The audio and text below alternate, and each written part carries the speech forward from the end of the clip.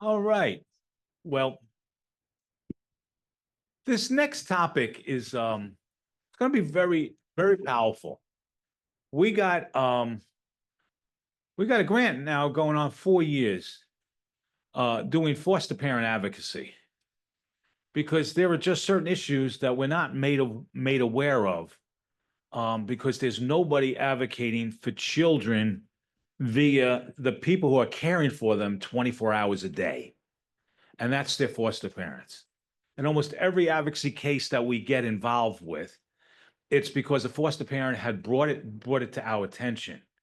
There are so many times where foster parents are doing strong advocacy for their children, and the agencies do retribution by closing their homes, by saying they don't want to recommend their ever being reopened.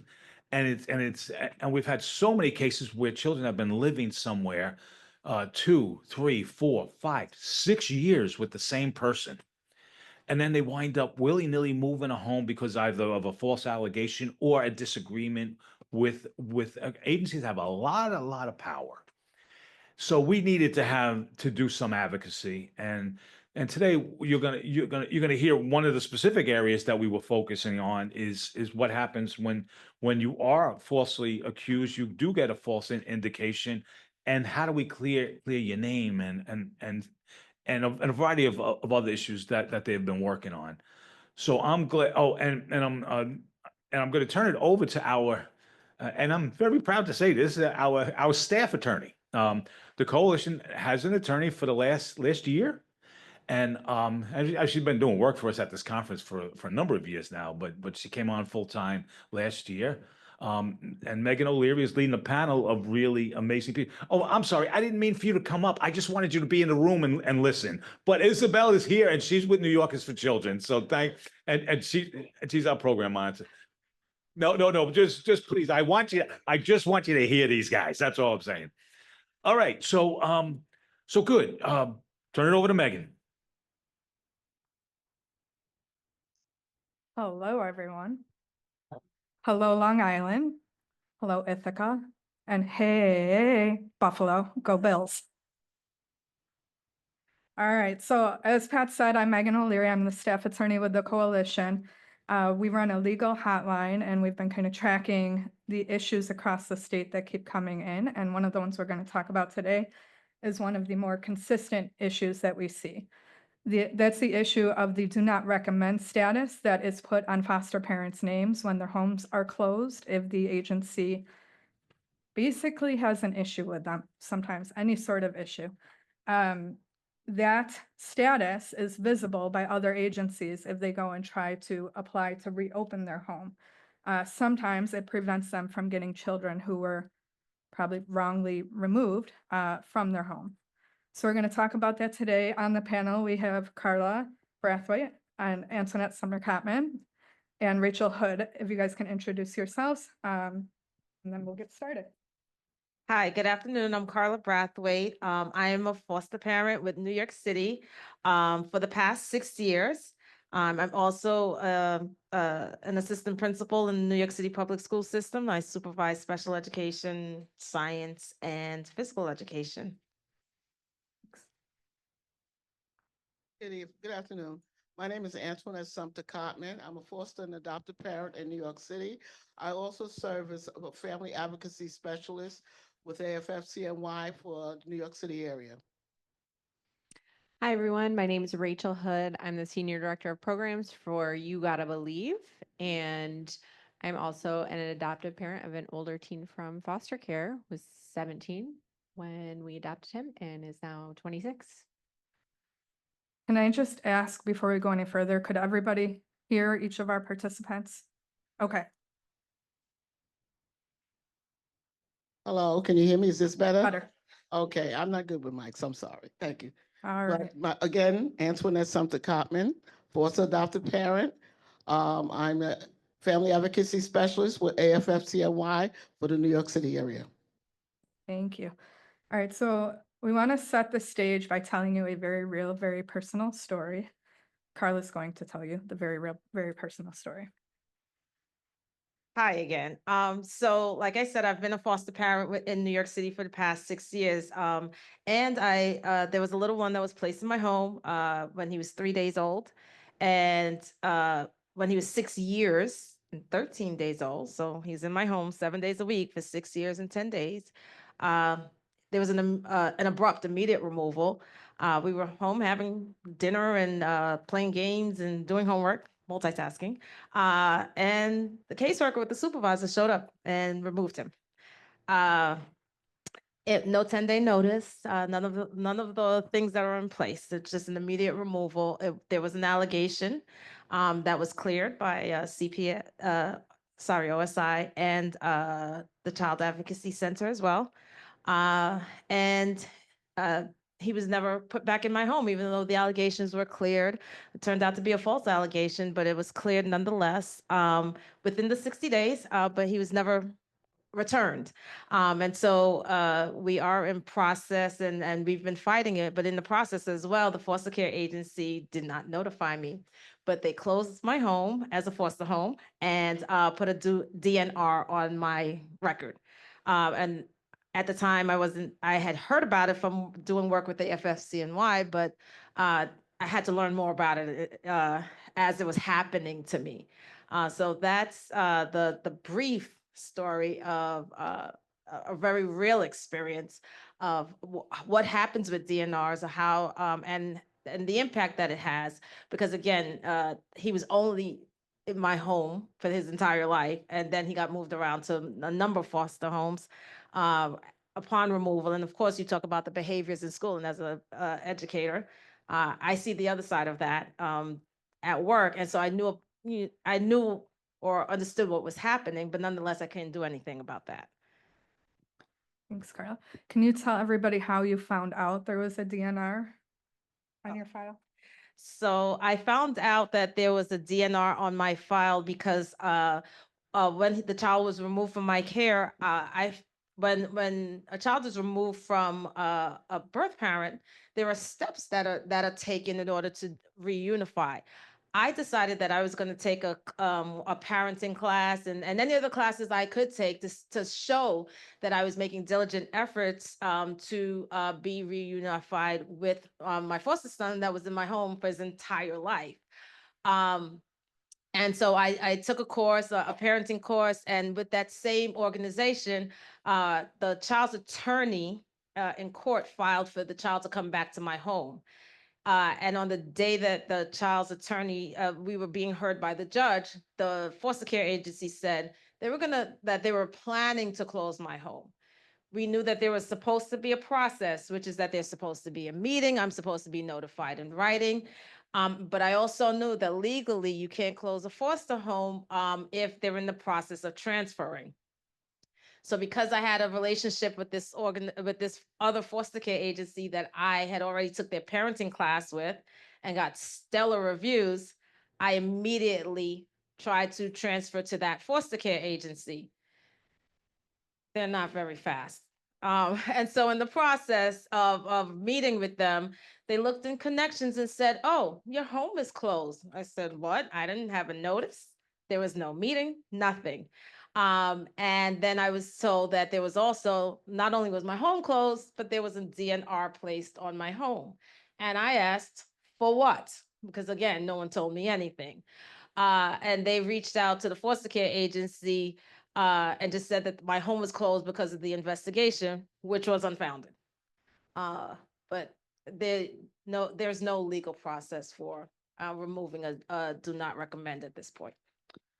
So I just want to stress a few things. You heard Carla say that this child was in her home for 6 years. 6 years.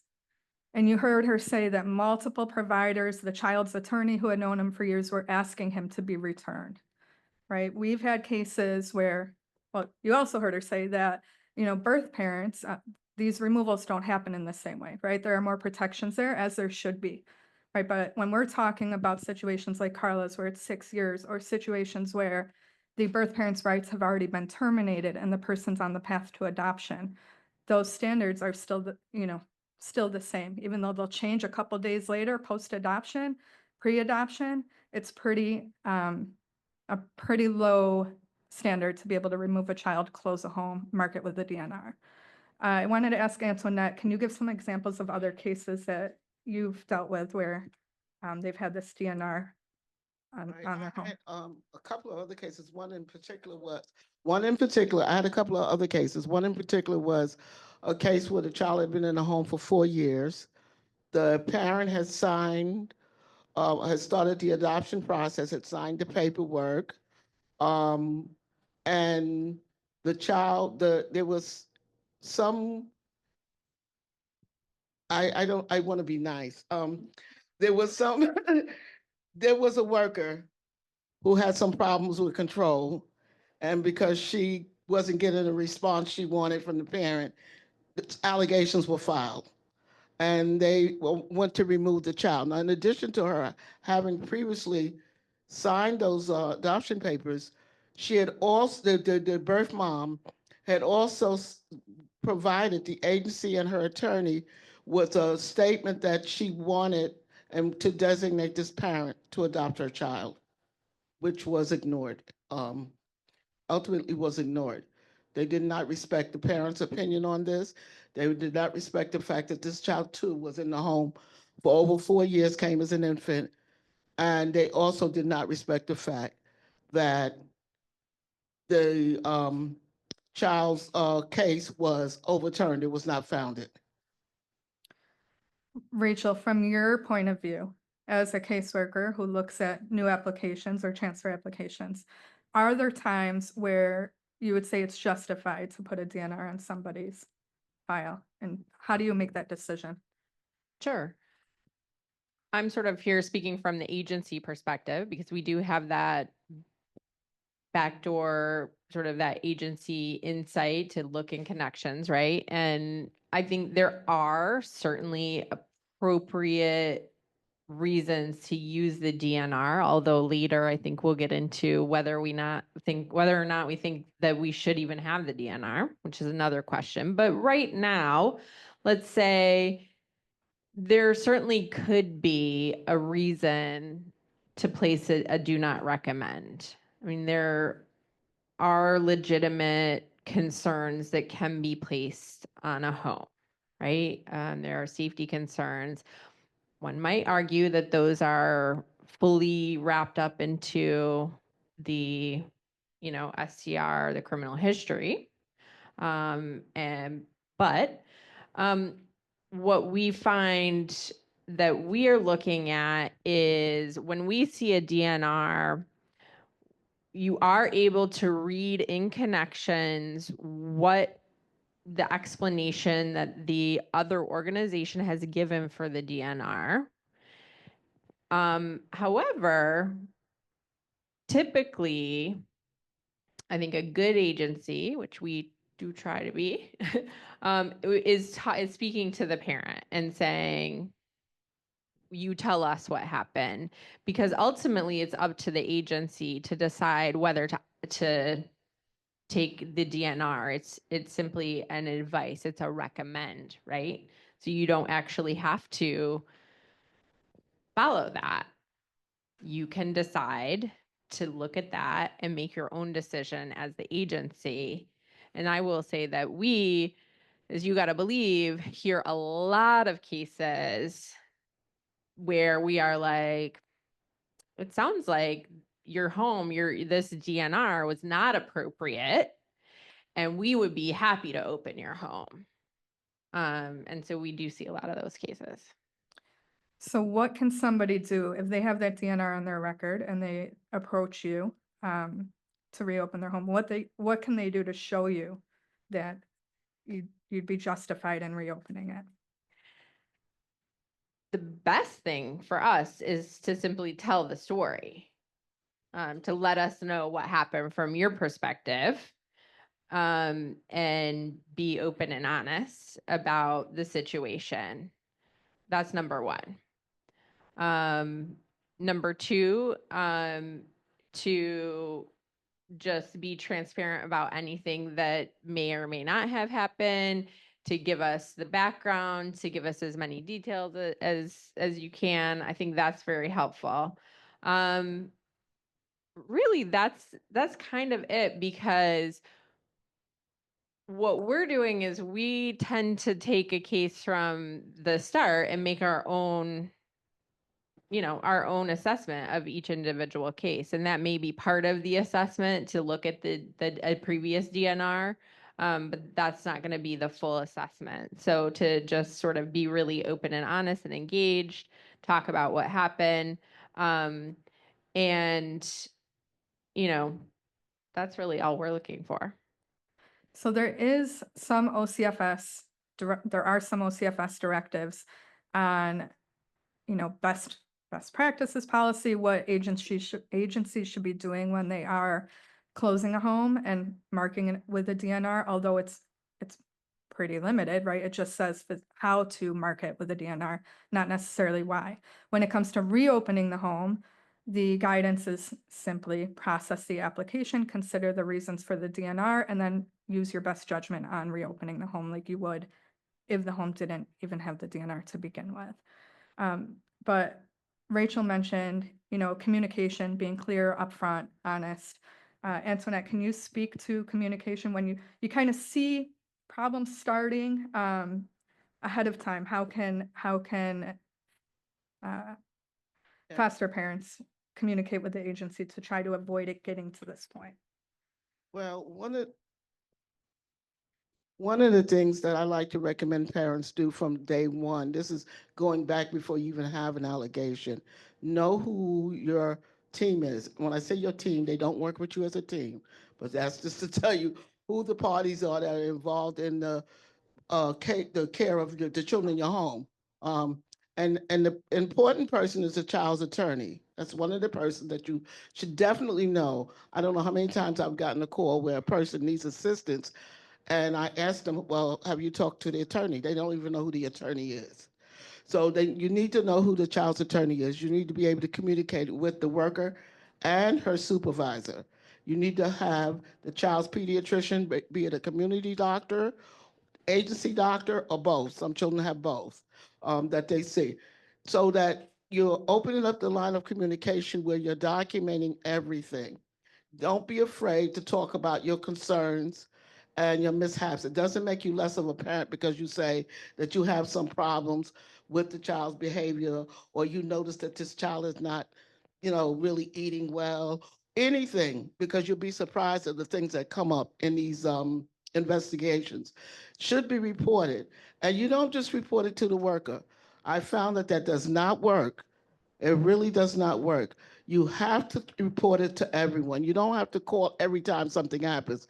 But when you do that interview with the attorney and they want an update, you give a full update as to what happened. When you go to the child's pediatrician, report when they had a mosquito bite, report when they had any rashes, report when they had a cold, anything that comes up in the care of the child. They have a scratch, they have a bruise, anything that can be seen or cause an allegation. Same thing with the worker, and when you communicate with the supervisor and the pediatrician. So I think that you start there. So when there's something does happen, you can't prevent it from happening, not necessarily, but you can minimize it happening and you can minimize the fallout if you set the basis for documenting. Documenting is have a timeline. Please document everything. Know all of your appointments with your children. Know when the last time they've seen their attorney. Know that when the last time they've gone on their visits. How are the visits going? Are they happening on time? Are people coming when they're supposed? Everything, and it's not nitpicking, because I have seen cases where things have come up that the reason for the allegation had nothing to do with, but they throw everything into the pot when it comes time to investigate an allegation. So you have to can be able to. The basis of it is communicating everything with those persons who are supposed to be a part of that team to work on the care of those children that you are placed in your home. So on the topic of documentation, Carla is the queen of documentation. She can tell you how many doctor's appointments this child had in 6 years. Carla, can you give some tips for making sure you're documenting and how you went about it? I've never seen anything like it. In terms of documentation, I do believe, as Antoinette said, document everything. And so that starts with something as simple as I know a lot of people are electronic these days, and I'm moving a little bit more electronic. But when initially I start with a notebook. Um, I walk with the notebook. Let's start with that, like a little notebook, because you will get a phone call in the middle of your day. Actually, the child was placed with me. I was leaving work, minding my business, and I got a phone call at 3 something in the afternoon on a Friday saying, "Hey, we have a 3-day-old that needs a home. Would you mind taking them in?" Just like that. I don't know who I spoke to because I was just starting the process and I had literally been licensed 3 days before that. But I got a notebook. And when they dropped him off, they didn't even tell me his name. And I said, the 3-day-old can't tell me the name. Would you mind? And they were a little bit annoyed that I was pushing that I needed the child's name. Um, but so you start. I started with a notebook, and every time there's a phone call, every person I meet with, all the time, emails that come in. I love emails, obviously, and I love text messages because you can go back and screenshot because our devices fail sometimes. But you got those screenshots, you send it to your email, you can keep a running log of those. You take the screenshot and put it in a Microsoft Word document, Google Doc, whatever you want to use.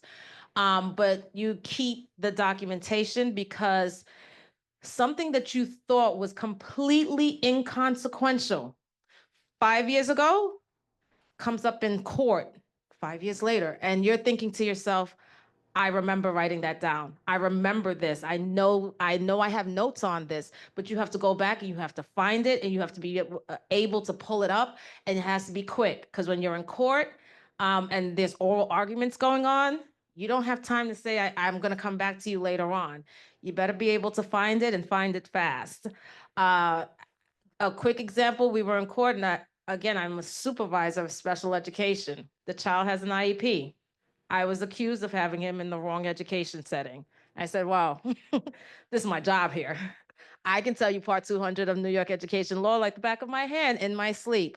Are you really saying this? And so I was able to pull up immediately and say, well, I have this email from you. I have this text message, and I gave them the exact date.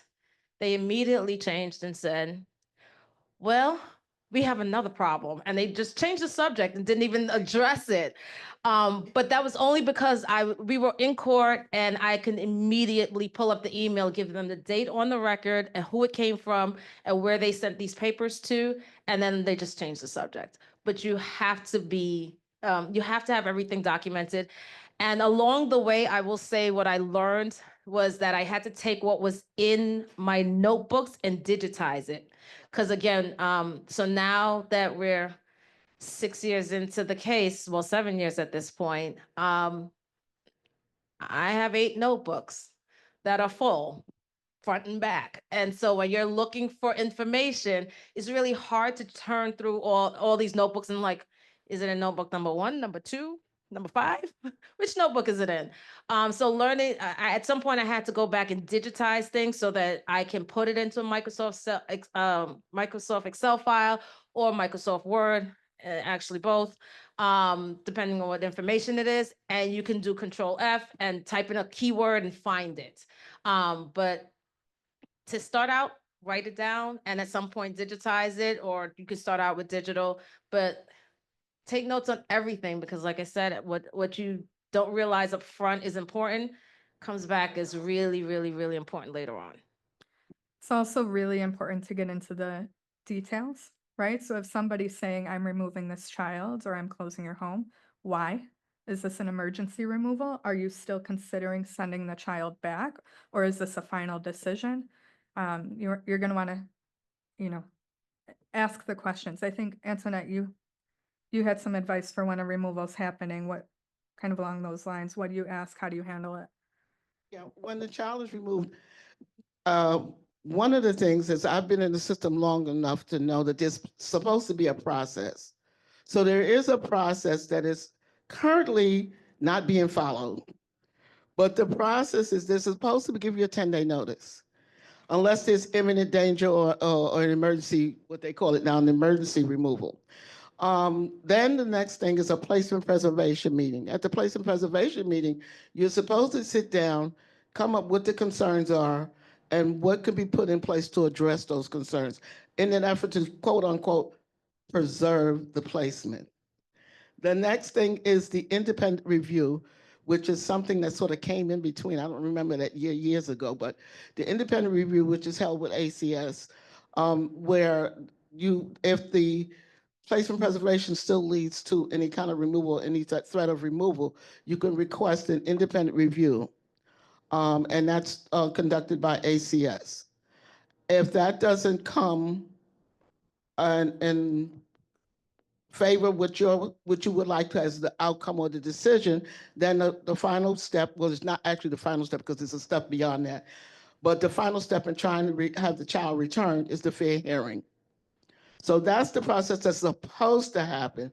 What has been happening, I may be veering off a little from what she asked me to say, is that I have noticed of late, they automatically put the DNR on your home. Before the kid could be out of your house a week, as she said, that DNR was already placed on her home before the outcome of the independent review fair hearing or any of that happened. Before the independent review or the fair, did it happen before the fair hearing? Yes. Yeah, because I've seen on a number of cases, this has happened before they've even had a fair hearing. The other thing that they put on that I was not mentioned is the DNR is do not recommend. That's an option that agencies have to investigate as they did with You Gotta Believe and say, okay, I see reason to overlook this and open your home based on the circumstances of why your home was closed. So that gives you another option. But there's another thing that's been surfacing that they're doing to families, and that's done supposedly by ACS. And and I don't know how that would work upstate, but they close your home to intake. So with a close to intake, it doesn't matter what the DNR says, they couldn't go to her agency either. Once their home is closed to intake, she couldn't even open it if she wanted to. So you have to make sure you know if there's a DNR and a closed intake on your home. Okay? But again, we go back to knowing what the process is. They're not necessarily going to follow it, but you need to understand that you get support immediately to try to address the steps they're going to take. And I think Megan mentioned one of the things that you look at is that they need to find out, is there any intention to return that child to your home? So just to let everyone know about another case, there was a case, went to fair hearing, not decided in favor of the foster parents. So then they appealed via Article 78. That judge decided the decision was, basically irrational, it was arbitrary and capricious, and the child should be placed back, children, sibling group, should be placed back in the home. And then the agency was taking the position, well, home is closed, can't reopen it, so we can't do that. So that's why it's, these issues you'll hear kind of overlap, right? And they all are going to impact each other. Rachel, if you've given somebody a DNR that you feel is valid and they come back and they challenge it, what does that look like? How has that been handled? So the foster family does have the ability to challenge it through OTFS, through an investigation, which does happen. What we found, and what I think is sort of at the heart of the issue here, is that foster parents don't really have a great deal of support or a great deal of rights. And so what happens is that even through this OCFS investigation process, what can happen is, a full investigation can take place, and it can be sort of still just recommended again back to the agency that the home be reopened. The home doesn't, the agency cannot be forced to reopen the home. And so there's no real kind of mechanism in place as it stands for there to be a reversal for foster families of this do not recommend. It's sort of this very ambiguous process where it's sort of, yes, there's the possibility to have an investigation, but is there really anything going to be done from an investigation? In my experience, no, not really. An agency is not going to be forced to reopen that home. And so it puts foster families in a very difficult position. Once they have that DNR, it's extremely difficult to get that DNR removed. The best case scenario would be to go and try to get your home reopened at another agency that's willing to work with you.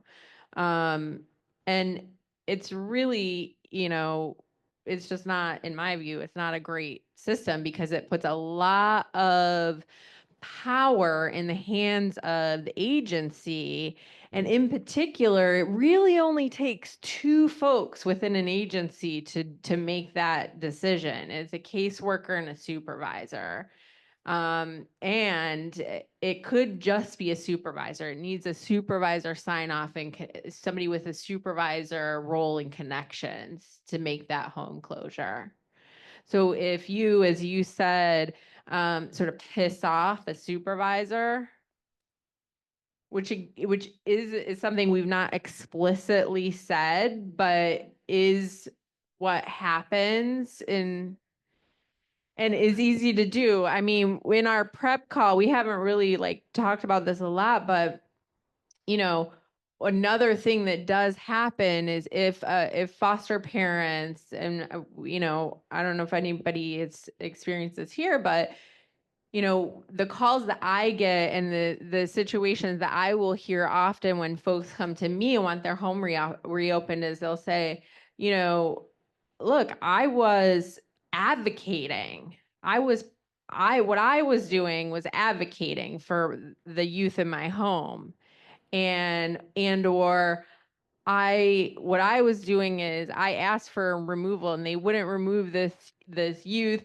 And so I did what I thought I had to do. There's systemic problems that put foster parents in very difficult situations. And then the agencies don't like that, right? And no aspersion to the agencies, but I think like what happens is that there can be, this discord, and then we get a DNR because we get some, difficulties, and they're seen as problem families, right? This family is problematic, right? And we know that these things happen disproportionately to Black and brown foster parents too. We sort of know that. I don't think we got the data, did we? Not yet. Well, not yet. We're working going on to get getting the that data. We got the data though, we got the data. So, all of those things play into this, as we're talking. Can I say? Yeah. One of the things that happened with the case that I was talking about with the 4 years the child was in the home is that, we are encouraged to be a part of the process and go to court. And to, when you're asked about the child's needs and services and things, the parent went to the courts and told the judge that the agency was not providing services that had been requested.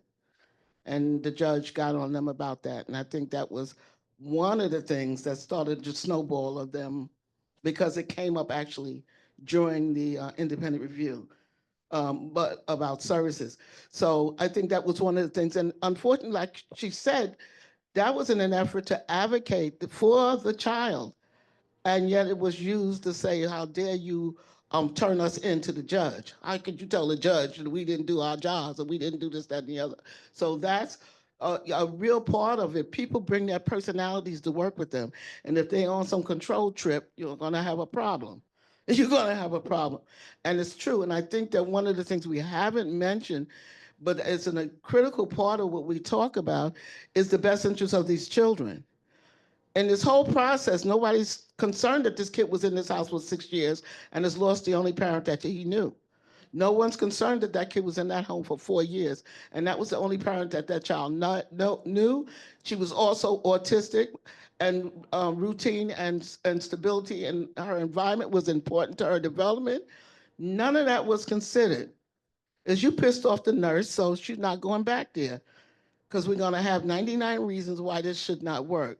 So it's very important that you understand. That's not to say that you don't advocate for your children, but be strategic in how you do it, and understand that one thing that we're talking about, the documentation, is to document what you're doing at every stage and why you did it. So when it comes up again, you can always say, you know, this was said. One of the things that came up was about a visit that was made for the child that had to be rescheduled. In the hearing, it came up that they're constantly rescheduling visits for this parent.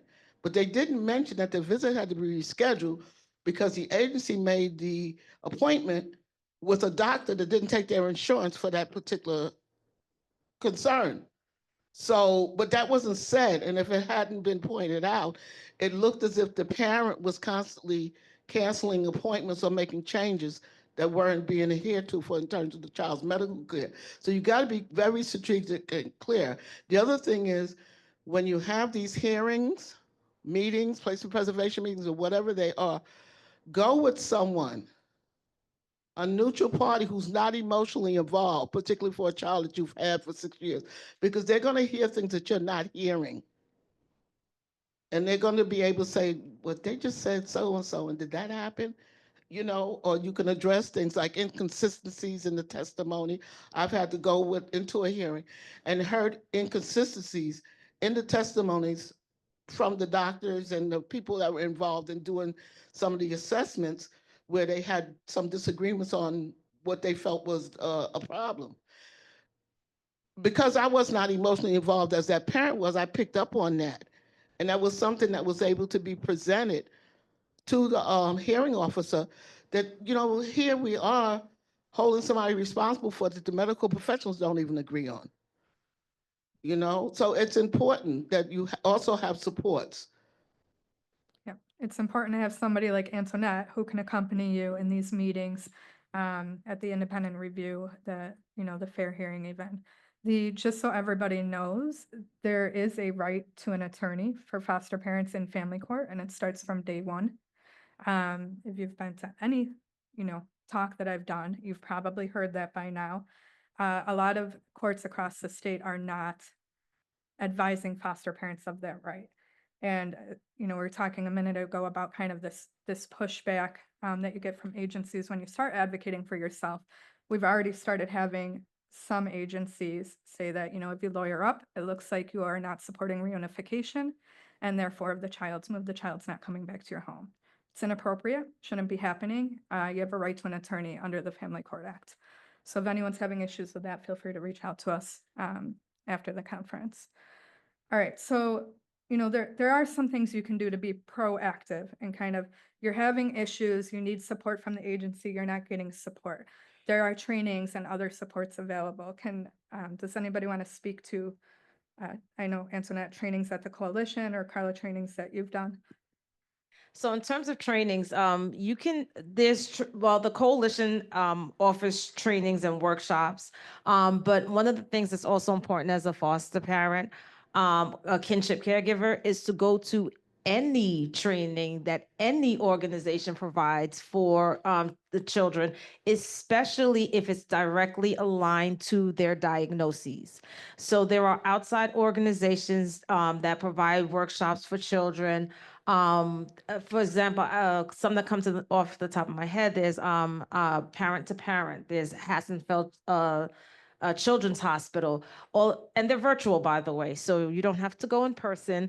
It's via Zoom for the most part, but you can sign into these workshops, and you must just keep a record that you went to these workshops, and you can ask them if the agency has a specific form that needs to be filled out. You ask them to fill out the form. They've been great about filling out any forms that are needed to show that you were actually present. But, and of course, any workshops that the foster care agency provides. Foster care agency training is often very general, but if you have a child with a diagnosis, specific trainings related to their diagnoses, any trainings on trauma, any trainings on behavior. These things are always important to children. So go to the trainings, keep records of what you learned in those trainings. Sometimes that actually comes up in court. They will ask you, what trainings did you go to? And not just the training, they'll ask you specifically, what did you learn? So make sure that you didn't just go, but you actually took some notes, something that's going to jog your memory. I'm a fan of taking a screenshot, taking lots of screenshots. So they're doing a presentation and I'm grabbing screenshots of what that slide is and putting notes right under it. And so if I have to refer back in 5 years, 6 years, 10 years, I can look at these slides and I know what the workshop was and I have my notes right under it, and you can ask me about it and I can tell you about it. And so those things are really important, just to show that you are doing everything within your power to help the child that's in your care. Yeah, and I think, again, I go back to being proactive, that you should not wait until something happens to start to engage. They have a number of, this organization Start Here, AFFCNY, has a number of trainings, workshops, and groups that you can belong to get information, share information, and get training. It's critically important. And it's important to your development as a caregiver. Believe it or not, after all of these years, I still do it. I believe in lifelong learning. So I don't think it's anything that I know everything, because I don't. Okay, so I continue to be a part of. The training is critical, the trauma-informed training. They got a TBRI training. Everything is not offered here. Trauma-informed training is offered here through Reframing Parenting. That's an excellent training, and I think all parents should do it. And TBRI training is another training, so if you have children with special emotional and other needs, it's an excellent training. But as Carla said, any training that's offered in your community or by outside organizations that you can be a part of, join it. We have the AFFCNY, they have the National Foster Parent Association, they have NACAC, they have a number of organizations that provide information and training for foster and adopted parents belong. In addition, the basis where I started was your parent support groups. Please belong to a parent support group. Okay, belong, because these are people who have like minds, have like experiences, and can help you navigate through some of these processes and be able to get information that you need to prevent or minimize these things happening to you. You know how many times I've gotten a call from somebody, I said, we just had a meeting about that last week. I wish you could have attended that meeting and maybe been better prepared to deal with this issue when it came up. So be proactive in your approach. Doesn't stop you from doing it when something happens. Because I've had parents who've had OSIs who've come to me and I say to them, I think you should take reframing, or I think you should do a TBI training. It looks good, as Carla said, the judges do ask. And if they don't ask, as a part of your presentation, you can say that. Don't take that as a sign that you've done something wrong. I'm not taking that because that means I did something wrong and they're going to think I did something wrong. No, it's a sign of your strength to show that you're going to make every effort to be the parent that they would like to see you be to these children. It doesn't mean you've done anything wrong. You're not acknowledging any guilt while you've taken this training. It means that you feel that there's a better way. There is something that you can do to put yourself in a better position. So you should do those trainings, even if when you're going through the process. What's good about taking the reframing or other trainings outside is because many times when you're in the process of an OSI, the agency does not permit you to attend their trainings. Okay, for the most part, I don't think that they do.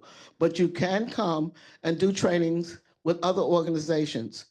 So it is important, particularly when you're going through that hearing process, which can take months. So don't think, I'm not going to do that because I'm not going to finish it in time. Do it. Do the training. It will not only give you some insight into things that you can change and how you are as an individual and as a parent, but can also be a stepping stone for you in terms of going through that process and what the courts and the judges are looking for. So don't think that it's too late to do it if you're already in the throes of going through an allegation. So Rachel, on the issue of the DNR, what would your recommendation be? How do we fix this? Let's get rid of it, I Yeah. think.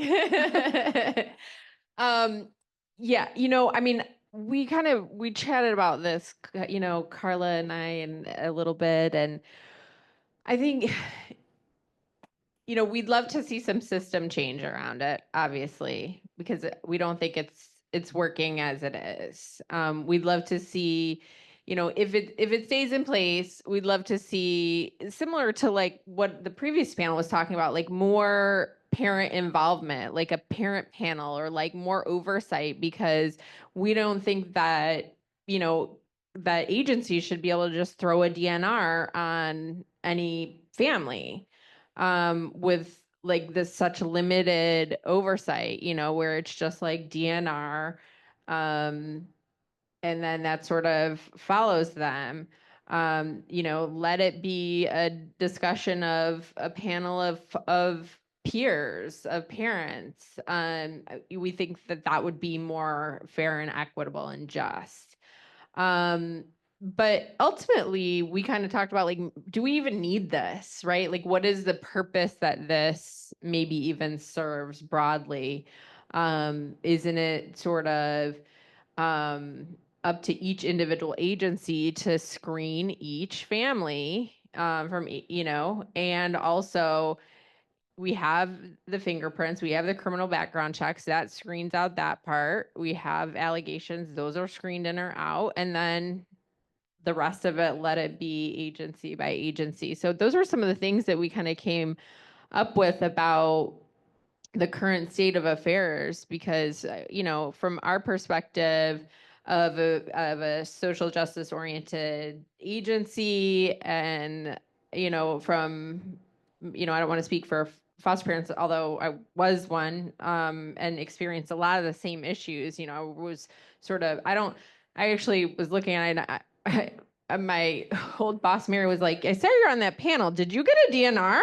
And I was like, I don't know, actually. I don't think that we did, but I very well could have, because I was one of those parents that was like advocating. And then she was like, did Graham close your home? And I was like, I don't know. But I think it was like, yeah, I just don't know how effective it is. I'll let you all speak to that too. I think they need to get rid of it, but if they're not, they need to have at least some best practices in place, and they need to have more than two people making that decision. I think the agencies have too much authority. Although they're licensed through ACS and through OCFS, supposedly setting some policies, they pretty much operate autonomously. They do what they want to do, because a lot of times in these cases, ACS and OCFS say their hands are tied. They can't do anything.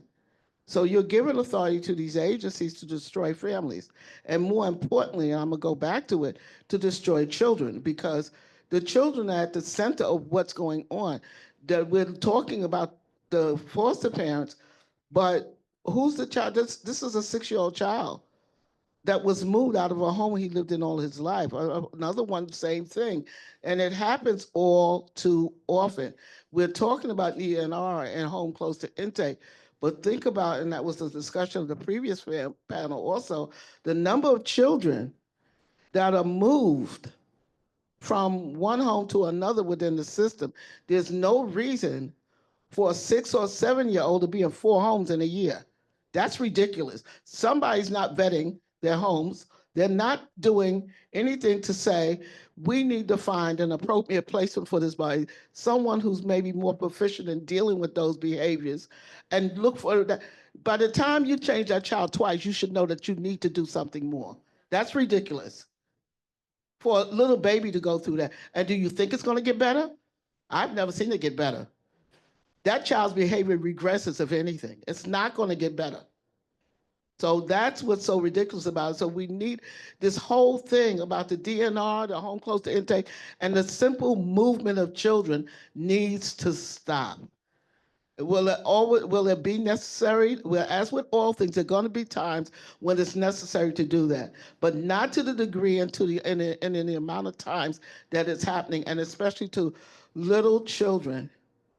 These are babies. You're not even, it shouldn't even happen to the teenagers. But the teenagers, we have grown and have a little older and sort of, do things that make lead to it. But even with them, it's not necessary because there is somebody that may find it challenging, but are able to deal with and handle those behaviors. And that's what should be looked at. Not moving these kids like you looking for beds and not looking for homes.